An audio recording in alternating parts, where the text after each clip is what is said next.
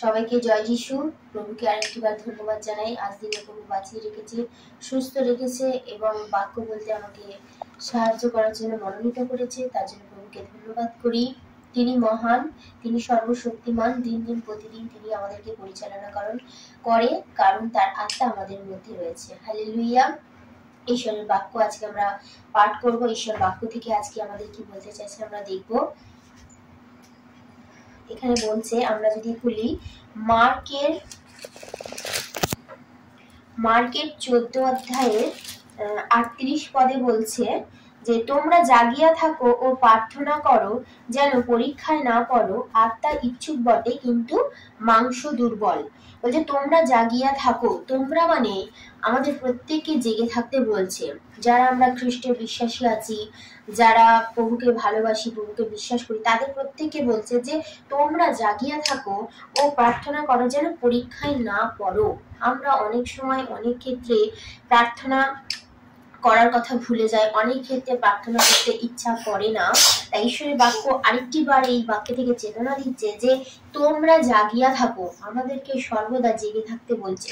আমাদের জেগে থাকা প্রয়োজন আছে, কারণ জেগে না থাকলে ঈশ্বরের আত্মার সাথে আমরা মিলতে পারবো না। ঈশ্বরের আত্মা আমাদের সাথে ম্যাচ খাবে না। হালেলুয়া। তাই বলছে তোমরা জাগিয়া থাকো, প্রার্থনা করো। আমাদের অবশ্যই প্রার্থনা করতে হবে, কারণ প্রার্থনা ছাড়া ঈশ্বর কথা বলেন আমাদের সাথে। হালেলুয়া। তাই বলছে তোমরা জাগিয়ে থাকো, প্রার্থনা করো, যেন পরীক্ষায় না পড়ো। আত্মা ইচ্ছুক বটে, কিন্তু মাংস দুর্বল। হালেলুয়া। আমাদের আত্মা, যিনি স্বয়ং ঈশ্বর, তার প্রাণবায়ু আমাদের মধ্যে দিয়ে রেখেছে। এই ইচ্ছুক আত্মা দ্বারা আমরা আজও দিনে বেঁচে আছি। আজকে দিনে যদি দেখি, অনেক মানুষ অনেক ভাবে মারা গেছে, তথাপি তুমি বেঁচে আছি।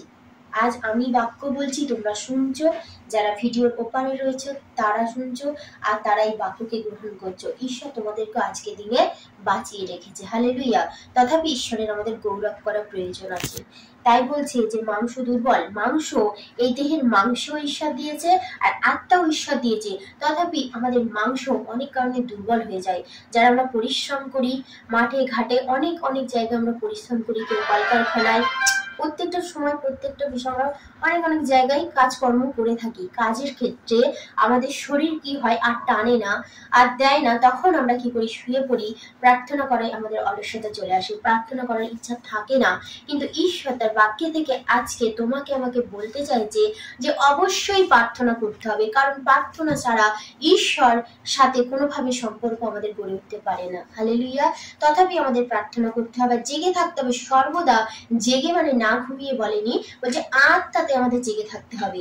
যে আত্মা সেই ঈশ্বর দিয়েছে, যিনি স্বয়ং ঈশ্বর, আমাদের মধ্যে যে আত্মা প্রেরণ করেছে, সেই আত্মাকে নিয়ে তার চরণে বসে প্রভুর কাছে প্রার্থনা করতে হবে যে প্রভু, এই আত্মা তুমি দিয়েছো, এই আত্মাকে তুমি জাগিয়ে রাখো। হালেলুয়া। তাহলে প্রভু শুনবে। প্রভু প্রতিজনের প্রার্থনা শুনে থাকে।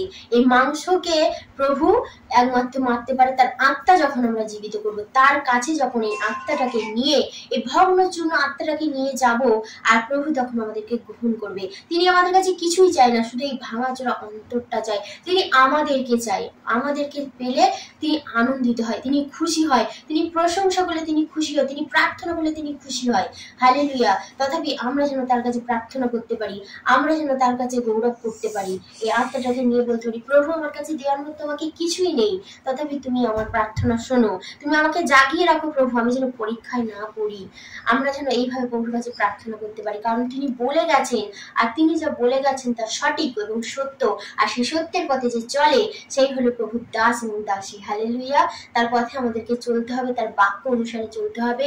তার বাক্য যখন আমরা পালন করব, আর তিনি আমাদের ঈশ্বর হবে, তিনি আমাদের প্রভু হবে। কারণ তিনি বাক্যে এখানে বলে দিচ্ছে যে আত্মা আমাদের সর্বদা ইচ্ছুক আছে যে তার কাছে প্রার্থনা করার, কিন্তু আমরা বুঝতে পারি না। অনেক সময় অনেক ক্ষেত্রে আমাদের দুর্বল হয়ে যায় শরীর, কিন্তু ওই দুর্বলতার মধ্যে তোমাকে উঠে দাঁড়াতে হবে, দুর্বলতার মধ্যেই তোমাকে প্রভুকে ডাকতে হবে, তাহলে প্রভু কার্যকারী করবে। হালেলুয়া। তাতে আমাদের প্রয়োজন আছে।